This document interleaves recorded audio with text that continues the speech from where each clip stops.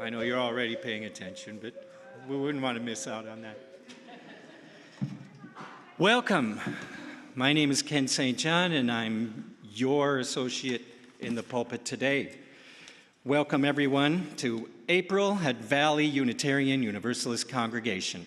Everyone here and everyone viewing us on our live stream on YouTube or watching us on YouTube in the future. We're glad to have you here, and that's not just me. The entire congregation would like to welcome you, so if we can put the congregation on camera and say hello. Welcome.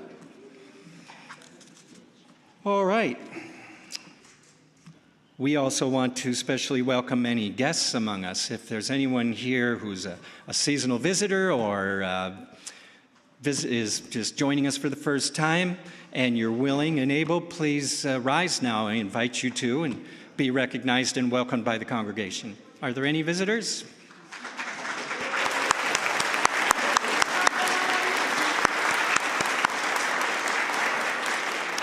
We're happy to have you here, and we've got a busy day, busy afternoon after the service, but there is generally a welcome circle somewhere in the room that you should be able to find people to talk with and ask your questions or get questions asked of you if you like. But we're also having a lunch to raise money for the Coming of Age program, soup, so you're welcome to stay for that as well.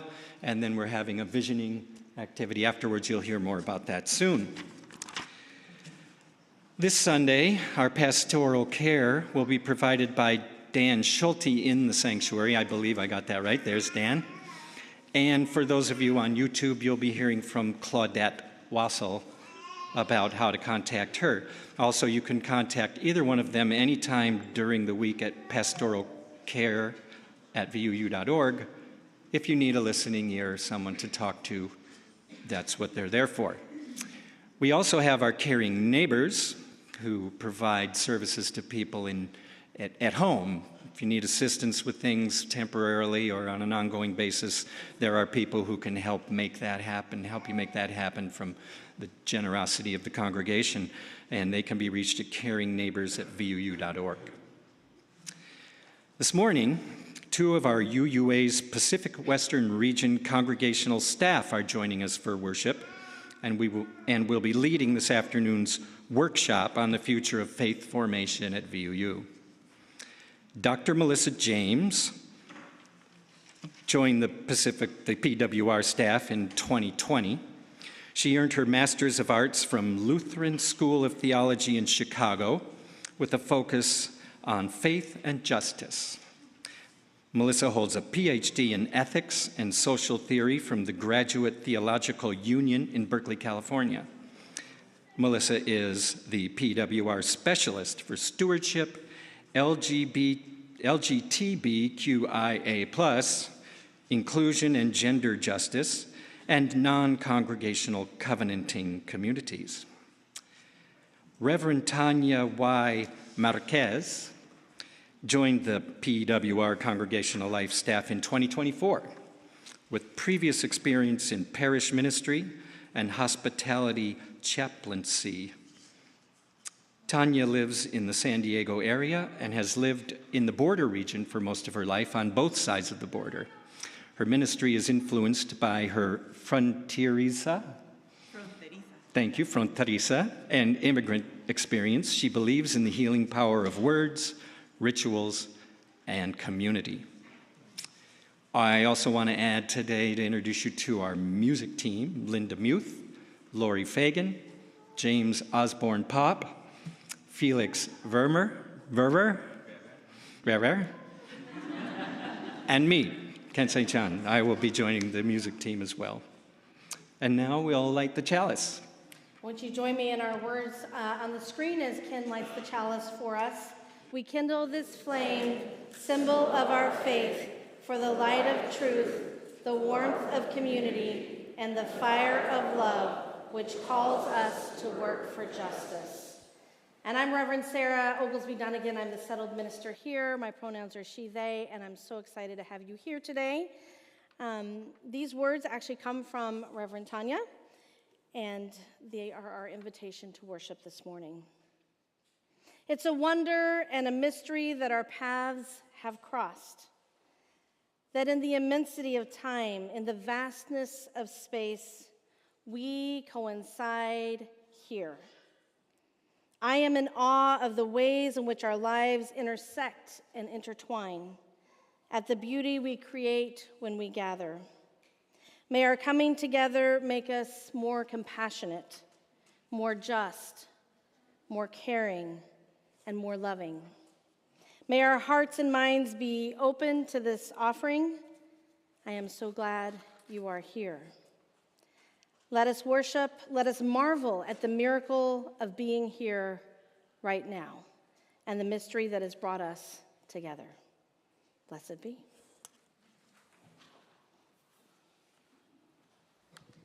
I want to thank Ken for introducing the music team, but he left out the VUU Voices choir, which sings the first Sunday of every month. Just they come early and they learn a song, and in 20 minutes we put that together. So I think that's pretty cool.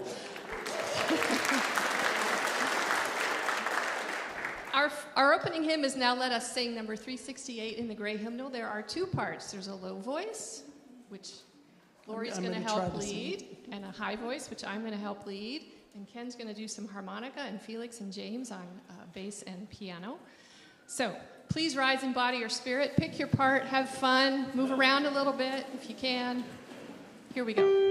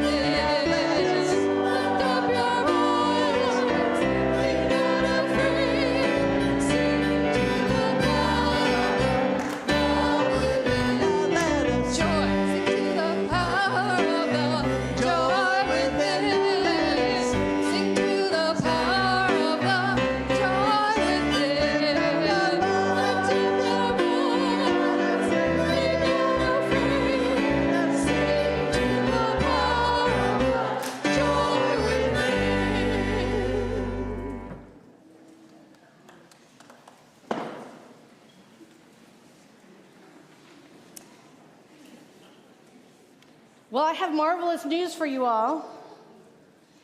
There's some folks who decided to join our congregation. And I'm going to call their names up, and they're going to come join me up here. And we're going to do just a little brief covenanting with them, give them a couple gifts. And B and I have a little demonstration we're going to do for you at the end of that. It's something we're going to invite you into as a practice. So for those of you who don't know, when folks start coming here quarterly, I have a brunch where people can get to know each other and ask a few questions. Every week we do a welcome circle somewhere over there. And then quarterly, we also do a class. And you don't have to do all those things, but if you do those things, you probably know what you need to know to join. And then folks make a contribution of record or a pledge to us, and we welcome them into our ranks, and they get to vote and join the board or do whatever they feel like doing as a member here.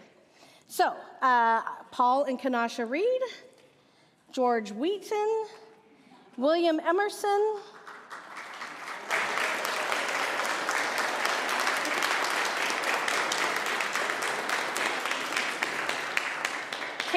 Katie and J.C. Jones, Janie Aronoff, and John Jack Mitchell.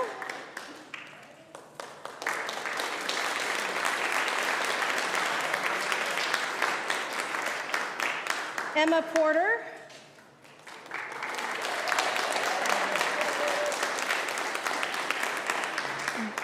B. Tomes.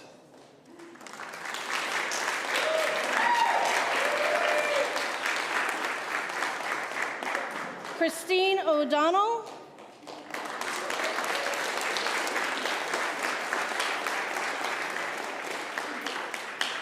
Heather Rose James and Maya Rodman.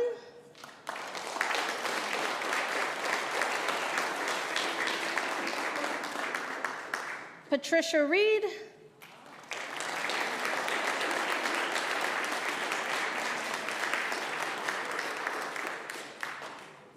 See, are George or William here? George Wheaton, William Emerson. Did I miss anybody? Yeah, come on up.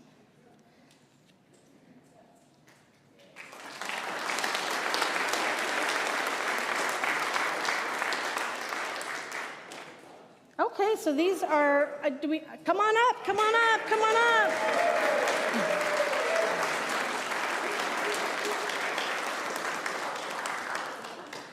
You convinced us yesterday.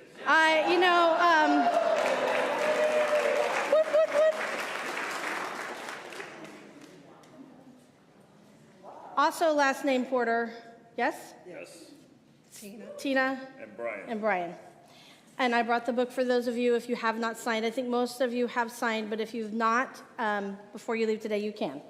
And for those of you who don't know, this is what the book looks like that you folks signed. It goes all the way back to the early 60s. It's kind of fun to look at, and we'll do that in a few minutes. So, today we welcome into our community these new members who have chosen to make a commitment to this congregation by signing our membership book. New members, we are so glad to have you here with us and that you've chosen this community of fellow seekers to travel with you on your life journeys. Will you accept our gifts of fellowship, discovery, and service? Will you offer us your unique presence and gifts? Will you add your name to the long history of Unitarian Universalist people who spread hope with our living faith? Will you engage with us as we seek to create a community and a world dedicated to love and justice? If the answer is yes, you can say we will. We will. Congregation, will you welcome these new members with the warmth and comfort of your fellowship? Will you seek to add your strengths and talents to the new gifts they bring to us? Will you share our triumphs and our struggles as our community grows and changes? So let us say together again the covenant which is on screen of this congregation, the promise that we make to ourselves and to each other, which holds our community together with common purpose and common love in the midst of our beautiful diversity of belief. Love is the congregation. The quest of truth is our sacrament, and service is our prayer. To dwell together in peace, to seek knowledge and freedom, to serve humankind in friendship, thus do we covenant. And I have some gifts for you, so let me get to those.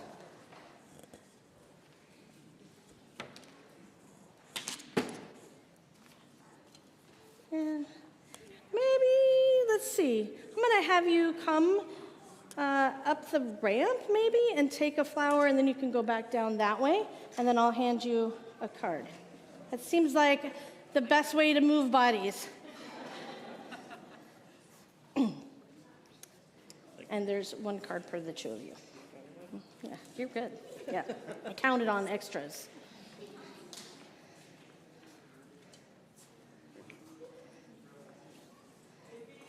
One card for the... What? I almost brought the megaphone with me today, but I did not. Remembered I had my own mic here. Yeah, just stay up there for a moment. We'll take a picture. So the other gift that's coming to you is a book that did not arrive in time for me to hand it to you. But it is a book that's about love being in the center, and it's a set of essays. You've got the card. And I look forward to you all enjoying it. All three of you can have one.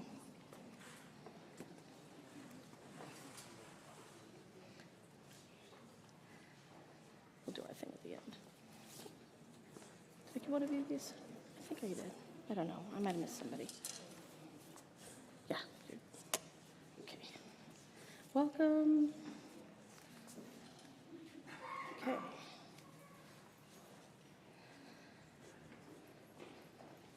So, in the tradition of learning new traditions from new people, B had an idea that we wanted to share with you all as a way that we might begin to build friendships among us, and that is through an exchange. So I'm going to let B say a little bit about it. If you stand close enough to me, I think we can. I stand close enough? Yeah. Pick up on the mic. Can people hear me? Yeah. Okay. So I am part of the EDM community, so electronic dance music, and part of the culture is that we implement what's called plur. So peace, love, unity, and respect, and some people add an extra R, which goes as far as responsibility. So we carry those values throughout, basically not just at the shows that we go to have fun, but out in the real world too. So that's where I'm adding my flair in this congregation, is I will start to integrate some of those values into this, and I hope you guys enjoy it. So what we do is a ceremony here. It's what we call candy trading, I guess. So we do peace, we do love, do unity, and then respect. So then you'll trade. So now we've got together. Thank you. So make your bracelets or your candy or whatever so we can all begin to share. On behalf of the congregation, I want to say welcome. It's been a pleasure to meet each of you as we've gone through the classes. Many of you are already deeply involved in the work of the congregation, and for this we are grateful, as well as all the new things that you bring with you, new ideas, new perspectives, new ways of being together in community. So blessings on your journey.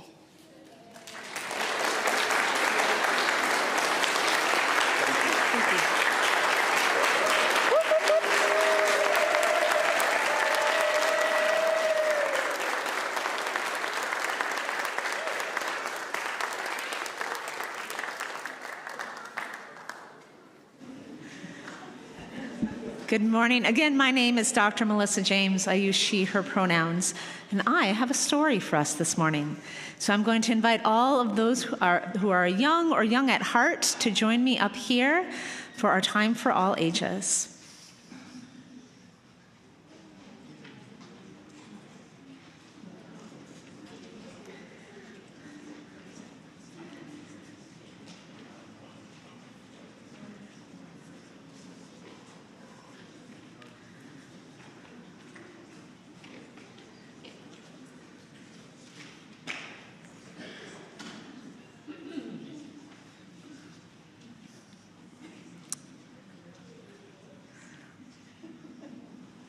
Wonderful. Thank you all for joining me this morning. I have one of my favorite stories to share with you this morning, and it's an adaptation, a version of an old fable, and it's one of the hare and the tortoise fables. So some of it may sound familiar and some may not. So it starts like this. A long time ago, in the middle of the forest, there was a gigantic lake. And around the lake lived all sorts of animals. And each animal had something different that they were able to do, and some way different that they were able to connect. There were the birds that were able to fly and sing, and the ants that were able to carry heavy things, and there were the bees that were able to pollinate the plants. And then there was the tortoise. And the tortoise wasn't always sure what it was that she had to offer to others. But she knew she was a part of the community. And then there was the hare, which is like a rabbit. And oh goodness, that hare thought that she was the best thing since candy was invented. And thought that what she had to offer was so much better that she could beat anyone in any competition, in any race, and was willing to prove it. Well, Hare had been up to this for a while, and most of the rest of the folks were like, I don't want to compete against Hare. And Hare's like, well, there's got to be someone who's going to race me. So Hare challenged all of the animals around the lake to a race, to once and for all figure out who was the absolute best and had the most to give that community. Well, of course, one by one, the animals were like, peace out, I'm not doing this. No, thank you. Until the tortoise slowly ambled up and said, I'll race you, Hare. And the hare laughed. You're gonna race me? You take a week to get your mail. And the tortoise was like, I'll race you. Well, luckily, they called over one of the lead animals, which was an owl. And that owl said, okay, you two are gonna race. But here's how it's gonna happen. The race is around the lake. And the hare was like, I got this. And the owl said, wait. Not so fast. Not only do you have to get all the way around the lake, but they had a fire in the middle of their gathering space that had just gone out. And owl carefully, with the right tools and protection, picked up one of the embers. Now, if you don't know what an ember is, it's the bits of wood or coal or something that still has some fire in it, but isn't like in flames. And put 2 embers in these protective little bags and said, the race isn't just who can get here the fastest, but who can get all the way around the lake and start this fire again. And the hare was like, okay. And the tortoise wasn't feeling particularly confident, but was like, okay. So off they went on the race. Hare, of course, went zooming past Tortoise and running, and Tortoise kind of ambled on, just kind of slowly going at their pace. Well, eventually, Hare stopped for a moment to catch her breath and looked back and was like, oh my goodness, that hare is so far away. I'm just gonna rest here a little bit because there's no way that hare is catching up to us. Well, little did Hare know that right at that spot were some little animals who had gathered, and it was getting on nighttime, and they were getting cold. And they said, hey, we're so cold. Can you build us a fire or help us or somehow keep us warm? Maybe stay here and we can snuggle in your fur. And Hare looked at them and was like, no, I'm running a race here, and zoomed off again. Well, of course, quite a bit later, up came Hare. And up came Tortoise, and Tortoise got to those same cold animals. Now it was even later and even colder, and they were shivering and shivering. And they asked the same thing, we're so cold, can you please help us get warm? And Tortoise looked way down, didn't see Hare, and looked behind to see how far she had come, and looked at the animals and said, well, I'm supposed to be running this race, so I should really keep going. But she saw them shivering and cold. She said, but I do have this ember here. We could make a little fire and keep each other warm. And so that's exactly what Tortoise did. took out the ember, made a safe little fire. They kept warm for the night. Now, this was a huge lake, right? So it was going to be multiple days even for Hare to get around. So they wake up the next morning, and Hare is super far ahead, even with a nap, even with sleeping through the night. And it gets to the point where Hare's getting thirsty, so stops for a drink of water. And again, there are some animals there. It's like, we really want to cook this food that we have, but we have no way to do that. Can you help us? Hare scoffed again. Like, I'm not here to cook food. I'm here to win a race. And off Hare went. Well, as you can imagine, a little bit later, Tortoise comes up to those same people, or to those same little animals, and the animals say, we need some way to cook our food. Can you help us? And Tortoise once again looks up, cannot see Hare, and looks back, sees how far they've come, and looks at these animals who need some help. They said, well, you're a part of the forest too. Why don't I use this ember to start a little fire for you to be able to cook your food? And so Tortoise stopped and cooked food with them. Now, this happened like 3 or 4 more times. Every time, Hare running past animals who they could help, and Tortoise stopping and helping. So by now, it was like way far apart. Hare was like super close to the finish line, and Tortoise, well, we don't even, it's like, where is Tortoise anyway? Well, Hare gets to the finish line, and really was like, oh, I won, as she crosses the finish line. And Owl's like, well, you did finish first, but that wasn't the point of the race. You still have to finish the race, which means that you need to start a fire right here. And Hare's like, well, that's fine. I've been going so fast. This ember's going to be fine. Pulls it out, and it had gone completely cold. There was no way Hare was going to be able to start a fire from that ember. Now Hare was like, oh, no. And then they had to wait and wait. And wait, and wait, until Tortoise crossed the finish line. And Tortoise was like, I know Hare already won, but I wanted to finish. And there are so many people in our community that I could connect with and help along the way. And, well, here I am. I know Hare won. And Owl said, well, wait, you haven't actually finished yet. And Tortoise was a little confused and like, I haven't? And Owl said, no, you have to start a fire. And Tortoise was like, oh, right. And so Tortoise pulls out that ember. And that ember was still very warm because just a couple hours before, she had used it to help another group of animals and made a new fire with it. And that all the animals erupted in cheers. Woohoo! You won, you won, you won. And Owl said, you see, being in community doesn't mean being the fastest or the best or thinking you are more than anyone else. It means connecting and helping and bringing what you have to each other. And that's why you won the race, Tortoise. And so,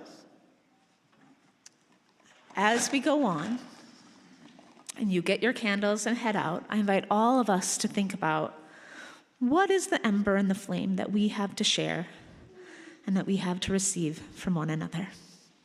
And I wonder if any of the older kids can help me pass these out and turn these on.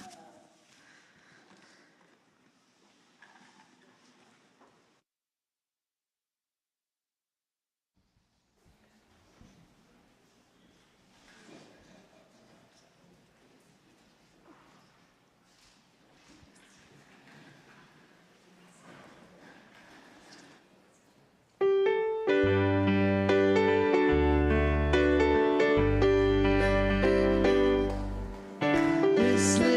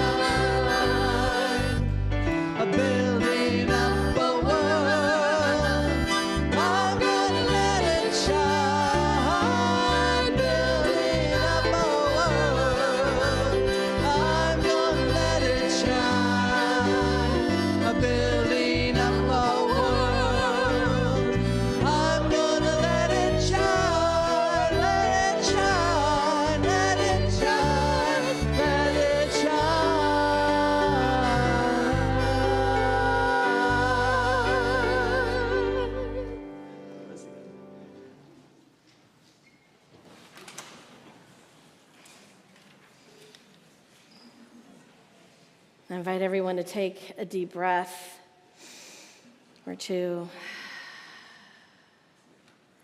Just be in this space together.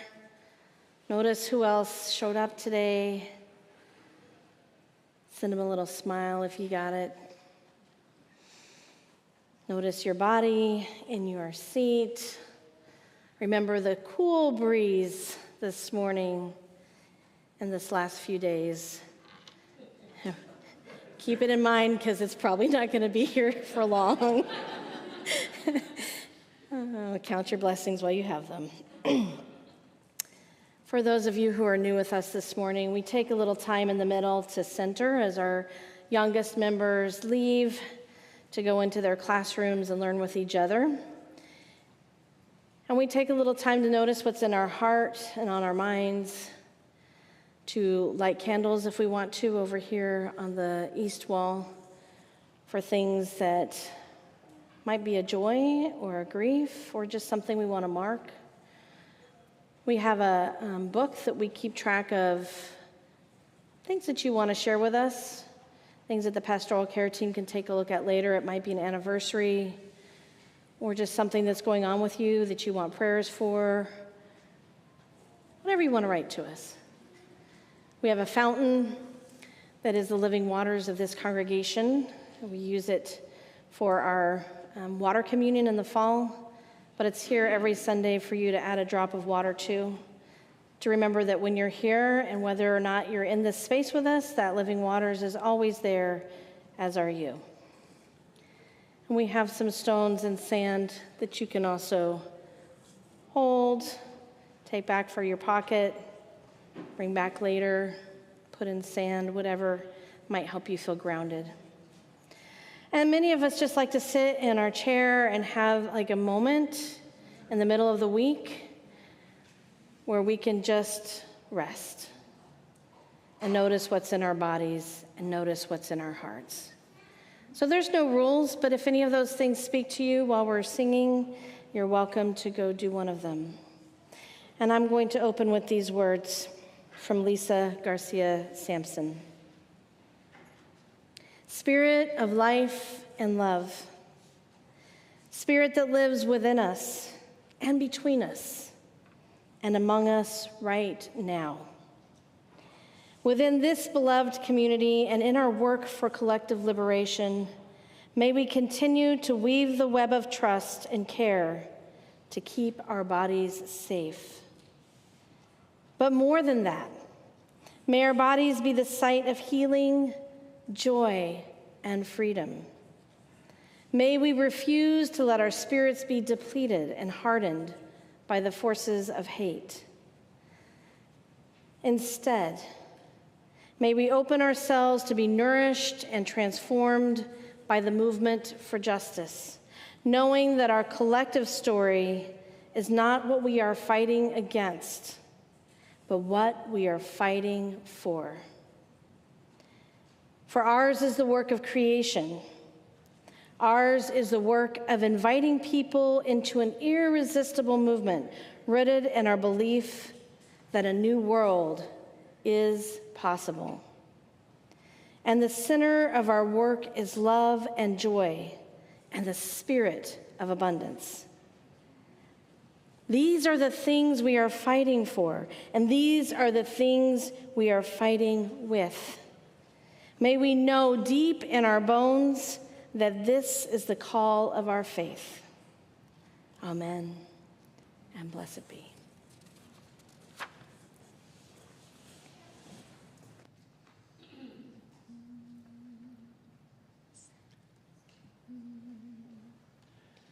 There is a love holding me. There is a love holding all that I love. There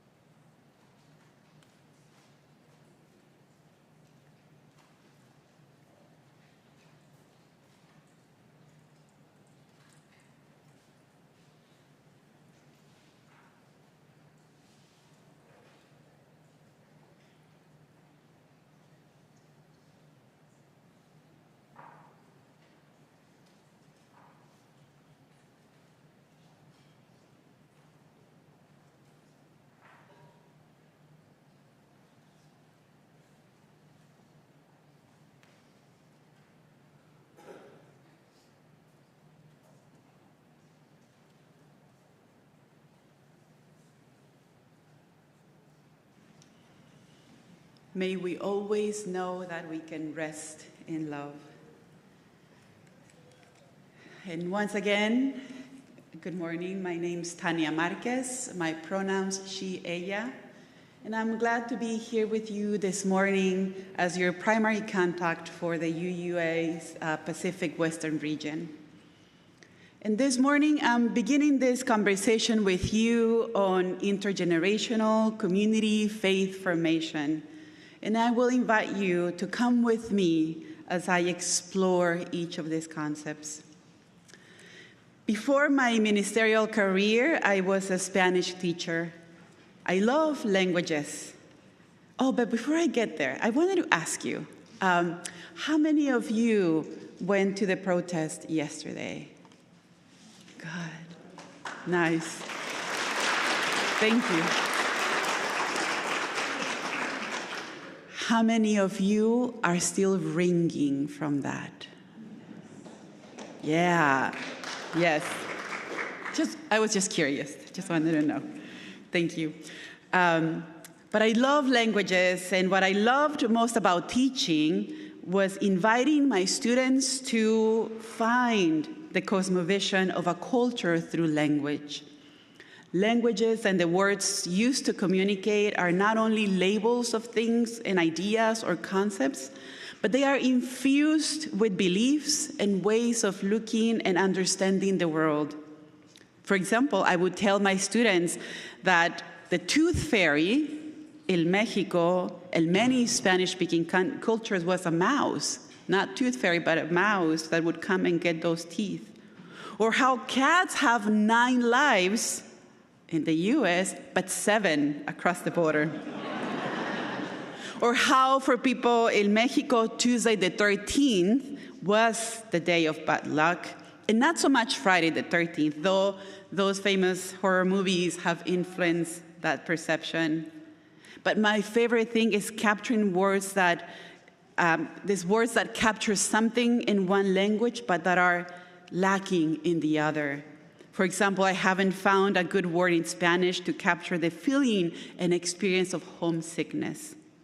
And I have stumbled on how inadequate the word love is to describe the different degrees of love found in Spanish words like querer and cariño. But I also love how language evolves, how new words are created and incorporated into our lexicon. And because of that, I love the slang that different generations create to connect to one another and through which they create a sense of belonging. I have 2 Gen Zs, young adults, at home.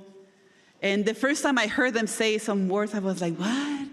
What does that mean? I don't understand. And I had to ask them. Like the time my daughter had a presentation at school, and then she posted on her Instagram, I ate. And I was like, what does that mean? Which meant that she had done a great job. Or the time a fellow, but much younger chaplain called an older chaplain the goat. And all that came to my mind was the face of an actual goat chewing grass.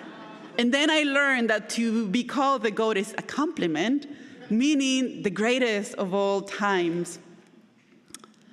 So you know that famous poem from Gibran Khalil Gibran, from the prophet, your children are not your children. They are the children or life's longing for itself. They come through you, but not from you. And though they are with you, they belong not to you. You may give them your love, but not your thoughts. For they have their own thoughts, and they do. And once they do. You may house their bodies, but not their souls. For their souls dwell in the house of tomorrow, which you cannot visit, not even in your dreams. Their souls dwell in the house of tomorrow, which we cannot visit. But I do think that we can get glimpses into them. The thing is that we have to be invited. Just like they cannot visit the houses of yesterdays from which we come, unless we invite them. The differences we see in how the different generations use language to communicate is an example of the veil that often divides the generations. And the veil is thicker or the gap wider if the generations are not next to one another. Yet, the social fabric becomes much stronger when the different generations find ways to connect with one another. And just as language reveals what we value across generations, it also shows us how we can experience connection and sometimes disconnection. In the 2023 of the U.S. Surgeon General's Advisory on the Healing Effects of Social Connection and Community report, there was a real concern about the increased loneliness and social disconnection that people have increasingly experienced over the years, and showing data of a steep decline in the number of hours individuals interact with friends and other people outside of their households or outside of their work. So most adults spend most of the time only between work and their homes. And this is where other communities come into play. Communities feed our need for connection and belonging. In community, we find others who are like us, or we realize how like us other people can be, and also people who will challenge our way of understanding the world. We learn ways of being, we expand our understanding of life, and we find companions with whom to share our joys and sorrows, and even our bad jokes. So let's play a game together. Know that participation is highly encouraged, but always optional. This is just about noticing and recognizing each other. I will make a few statements, and I invite you to raise your hand. You can stand up or raise if you like, if you need an excuse to stretch a bit. So raise your hand if you are a morning person. Look around, don't lower your hands, just look around. Yeah. Now raise your hand if you're a night owl. Okay, look around, recognize one another. Now raise your hand if you're something in between. Okay, look around, make sure that you're looking around. Now raise your hand if you like to eat dessert first. Yeah. All right, look around, find your people, yeah. Raise your hand if you like to play video games. There you are, look around, yes. And raise your hand if you like pineapple on your pizza. Yes. All right, look around, that's my people, good. Thank you for playing with me. Now, did you learn something about people you didn't know before? Were you able to recognize people who are like, oh, I didn't know. Okay, now I'm finding my people. See, our interactions help us develop trust with one another. And communities become particularly important when life takes a turn and we find ourselves hurting. When we are not well, a community can give us what we cannot give ourselves in the moment. Now, what contributes to the loneliness that people experience is the lack of third spaces. That is, the places outside of work and home where people can interact with one another. Churches, your church, your community, is one of those third spaces. But it's not only just a third space that offers interaction outside of work, but it's also one of the few spaces left where there continues to be an opportunity for intergenerational interaction and connections. 5 years ago, 5 years after leaving the Catholic Church, I found myself in front of a computer searching for churches where I could bring my newborn daughter. I wanted her to have a community. I found a church that was not ready to receive us because it did not offer services in Spanish at the time, and that's what I was looking for. It would take 5 more years before I would stumble on that VUU church again, but this time ready to serve in some capacity the Spanish-speaking community in my region. I knew nothing about Unitarian Universalism, and the services felt strange since the Catholic Mass was the only frame of reference I had for religious services. I did, however, found a community for my children and a place where values that matter to me were expressed through story, worship, the coming of age program, and OWL. Now, if you see that do you see that picture? Yeah, those are my kids, 15 years ago. And the reason I'm sharing this picture with you, that was a protest we attended in 2010. We were new to the UU Church, but that was the moment I decided that it was the community I wanted my kids to be in. It was my first time seeing people gathering for this kind of protest from a church, and it was also the first time I met a transgender person. And I was like, this is it. This is exactly where I want my kids to be. So I still believe that many parents still come to our churches looking for community for their children. That parenthood brings the need to have an expanded network of people that can contribute to the upbringing of our children in positive ways, and perhaps, too, for a faith that expresses the values that matter to them. So this afternoon, we are inviting you into a visioning process to imagine what the future of faith formation may look like for Valley UU. Now, this is not just a leadership project, it's a community co-creation. The act of imagining is not only an act to fill a void or a gap, but an active way of creation. It is through our imagination where the realities we construct begin. Just like how this community in this building existed only in the imagination of a few before it came into existence, but that it was created. In only 62 years, this community went from being talked about as a possibility in a pizza parlor to where you are today, to this place, to these people. What is faith formation, though? Is it just what happens in a classroom on Sunday for children? Is it the classes and small groups that you attend? Well, faith formation is everything that happens at church, and I mean everything. Every action, every decision, every act and word that contributes to the life of the congregation is faith formation, to how we understand our faith. Connie Goodbread writes in her 2019 article, Faith Formation is All We Do, the 3 ways in which congregations teach, as written in the book Fashion Me a People by Maria Harris. The explicit expression, the implicit expression, and the null expression. The explicit expression is the clearly stated or visually representations of beliefs. We teach explicitly with the curricula we buy, the congregational visions, missions, and covenants, and the values we teach and openly uphold.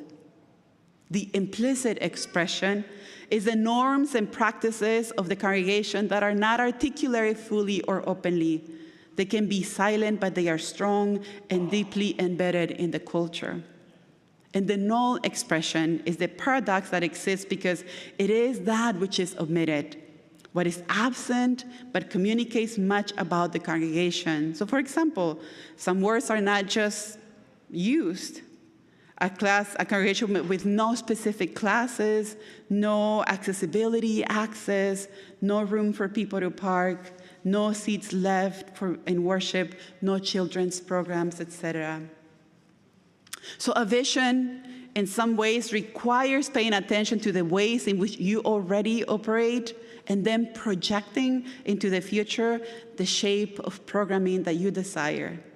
I like to think of this act of vision as building a compass, a star, to guide our journey. Because that's what a vision does. It gives us direction. It points the way. It reminds us we are moving towards something. It doesn't create the path. The path you will create as you go. It will just give you the point to move towards. As we gather in collective sacred work of imagination, how can you imagine a faith formation program that embraces families and the challenges they are facing, that embraces youth and young adults and the questions and visions of the world they hold, that embraces older adults and their processes of growth? But don't worry, you don't have to start from scratch. This year, you had the wonderful support of Sarah Sauter, who came to do some intern work with you and has been sharing with you both the challenges and the successes with you. But you may know or may not know this, but you should know it, and you should be very proud of the fact that you do have a very robust child and family engagement presence in your congregation. That you are offering many opportunities for families and kids and their kids to get involved and be active in some capacity in the life of the congregation through faith formation classes, our whole lives programs, coming of age program, and so much more. So I asked Sarah a few questions about her experience, and here's what she shared with me. She says that she was impressed when she arrived by the size of the program, especially because in so many other VUU churches around the country, that has been declining. And though there may be some decline here, it's not as big as it's been in other places. So she described it as large and robust. But I also asked her about some unexpected joys. I said, what were some unexpected joys that you have experienced? And she said that it was how quickly the congregation accepted children into worship. She wrote, after a period of learning, the congregation has mostly embraced children participating in worship services monthly. And this has been aided by our fidget library, our new infant toddler area, and our Soul Works activity tables. And she also talked about a specific group of people who are coming or have found Unitarian Universalism after coming from the Mormon Church, and their incredible involvement in the faith formation of their children. And when I asked her for an image that would describe faith formation at your church, she responded, a toddler sitting on a parent's lap, an older child playing next to them with a fidget toy. The family surrounded by smiling adults with eyes on the dice. The image of a family surrounded by supporting adults, and every single person in that image knowing deeply in their hearts that there's a place for them here. The intergenerational connections we make our lives richer and invite us to see the world from other viewpoints. How have you taken some time to ask each other, what is it that you love about this community? What keeps bringing you back? And to listen to what's important about what matters to each person. Connections build trust. And we need trust so that others will be willing to share with us glimpses of the houses they inhabit and from which they see the world. Now you may be, but Reverend Tanya, the world's on fire. Is this the right time to dream? Yes, yes. It is an illusion to think that there will be an ideal time to do the good work we want to do. The ideal time is always the present moment, the only one we have. Why do people plant trees? Why do people create art? Why do people create visions of tomorrow despite the facts? Because doing so is an act of hope. It is an action that shows us that we put our faith in the future we can still build today. So may we be the people who plant seeds of trees we may never sit under, and build communities that will embrace the dreams of generations to come. May it be so.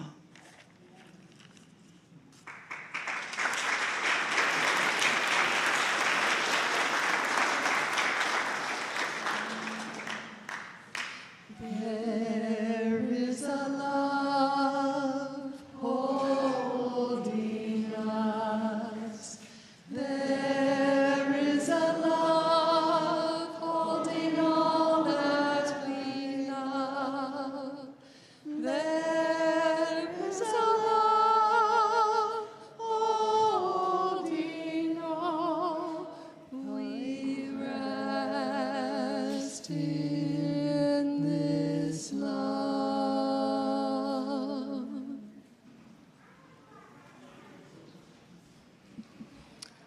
I'd like to preface the offering this morning by repeating some of the words of Reverend Tanya that Reverend Sarah read at the opening. It is a wonder and a mystery that our paths have crossed. May our coming together make us more compassionate, more just, more caring, more loving, and more generous. I added that last part. May our hearts and minds be open to this offering. Now will the ushers please come forward and take up today's offering. You get to be the offertory this morning, so after you've put your thingies in the plate, you may please rise in body or spirit, and we're going to sing Calypso Alleluia. And you can move around to this a little bit. Go ahead.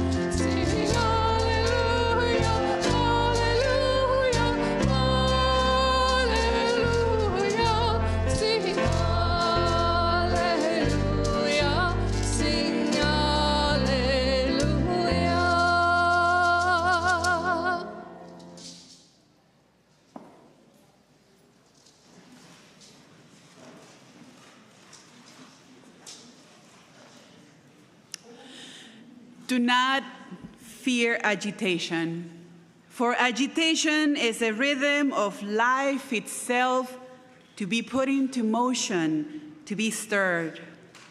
Do not fear the movements that decenter what you always thought permanent. You carry within the center of your understanding, the compass to show you the way. So carry with you the love that will hold you, the vision that will guide you, the relationships to all beings and to the world that will grant you. And go in peace and in gentle agitation to stir this world to the side of love.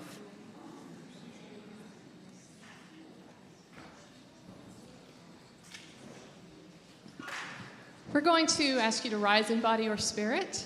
We're going to sing Put a Little Love in Your Heart. And I would really like, I don't know about anybody else, to see some dancing. If you are comfortable Melissa, doing that, that's Melissa. So.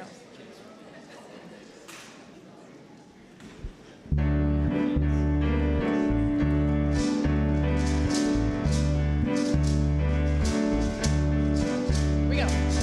Think of your fellow man, lend him a helping hand, put a little love in your heart. You see it's getting late, oh please don't hesitate, put a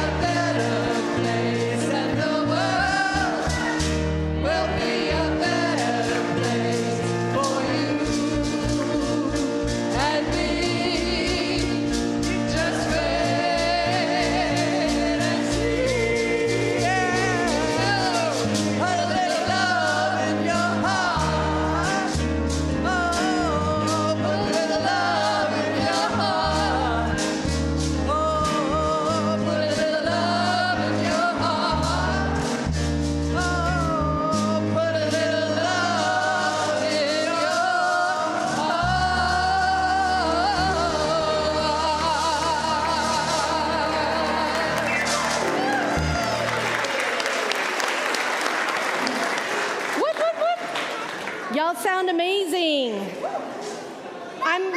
Before we extinguish the chalice, I'm just going to remind you that our coming of age folks are serving us lunch today, soup lunch, and my kid made an amazing dessert. There's not enough for every single one of you, but good luck. May the best win. Just kidding. There is a donation. We'd love for you. You can do that through your phone or with cash, either way. They've got instructions for you.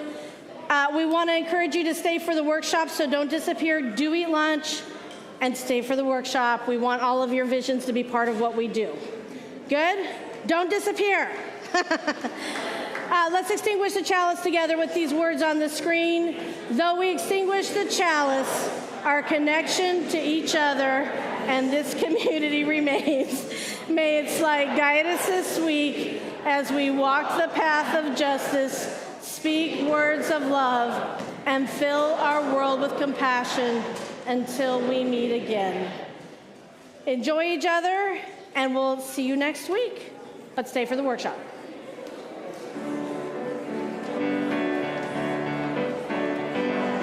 Take a good look around, and if you're looking down, put a little love in your heart. I hope when you